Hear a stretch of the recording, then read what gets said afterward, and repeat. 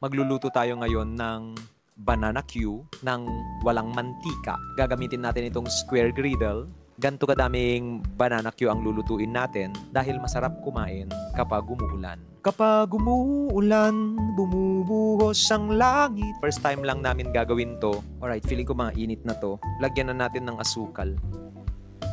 Lagay lang natin sa gitna. 2 kutsara lang. Nirugyan natin caramelizing. Nag-amazing. Low fire lang ang kailangan natin to cook this banana Q. Dito tipang halo ko. Nagdaras nga Nagdaras nga naluto, mother. Nagdaras at caramelized eh. Amaze balls. Pwede na tayong banana Q kahit walang mantika gamit ang ating square griddle.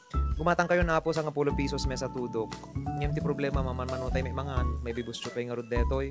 Kakaruba, may kay tuyem balayen, aduti lang naluto mi nga banana Q. Kinagadumpas ni kami ni mamang tigipisokyan eh. Kaya may ti adu nga mangan dito'y balay. Taltalo kami me. Makuston!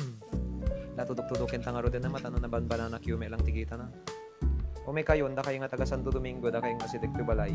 Hanin, da kayatin si Kanton may tuloy mo mga anak ko. Bye. Hindi ba 1 peso? May kayo kanon karuba mga